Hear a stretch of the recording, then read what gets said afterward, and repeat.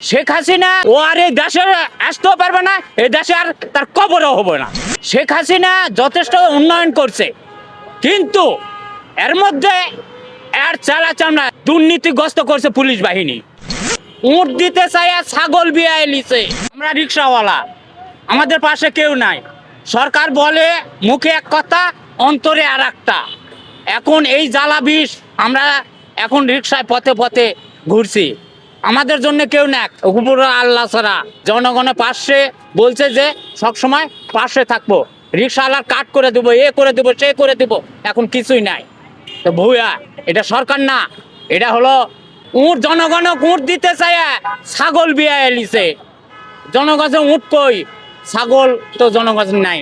শেখ হাসিনা যথেষ্ট উন্নয়ন করছে, কিন্তু এর মধ্যে এর চামড়া শেখ হাসিনা দুর্নীতিগ্রস্ত করছে পুলিশ বাহিনী। এক নম্বর সেক্টর হলো পুলিশ বাহিনী, তারা হলো সন্ত্রাসী করছে, চাঁদাবাজি করছে, এরাই হলো দেশের শত্রু। আর র্যাব বাহিনী এই শেখ হাসিনার দোসরে হাতিয়ার হিসাবে র্যাব বাহিনী দেশে একটা বিশৃঙ্খলা সৃষ্টি করছে, জনগণ হত্যা করছে, নিরীহ লোককে হত্যা করছে, নিরীহ লোকের থেকে চাঁদাবাজি করছে, অনেক কিছু করছে, যা ফেরাউন নমরুদ তাদের কাছে ফেল। ও কোনোদিন এই দেশে আর আসতে পারবে না, এটা চ্যালেঞ্জ।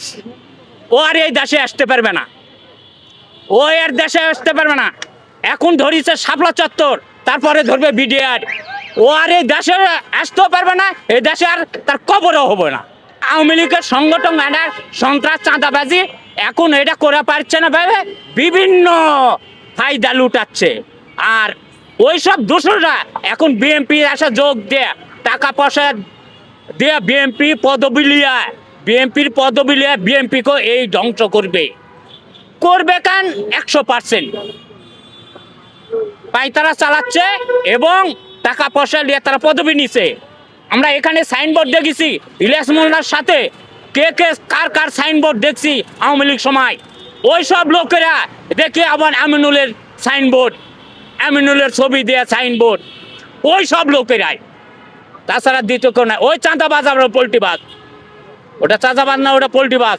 এরাই হলো দেশের শত্রু, এরাই দোষর। সরকার ভালো করে তদন্ত করে এইসব যারা ছবি পোস্টার দিয়ে পদবি লিছে, এরা কেউ বিএনপির কেউ না, এরা মাঠে ছিল না, এরা আওয়ামী লীগের সাথে দা কুড়ালে প্রতিটা মুড়ে ছিল। এটা আমাদের রিক্সাওয়ালার চোখে, কিন্তু মাঠে ছিলাম আমরা রিক্সাওয়ালা আর ছাত্র, এই ছাড়া দ্বিতীয় কেউ ছিল না। কোনো ধনেরটা ব্যক্তি ছিল না, কোনো নেতা ছিল না, এটা চ্যালেঞ্জ করে বলতে পারবো। আর আওয়ামী লীগের একটাই দোষ, ওই পুলিশ বাহিনী দিয়ে এই রিক্সাওয়ালাকে নির্যাতন করছে।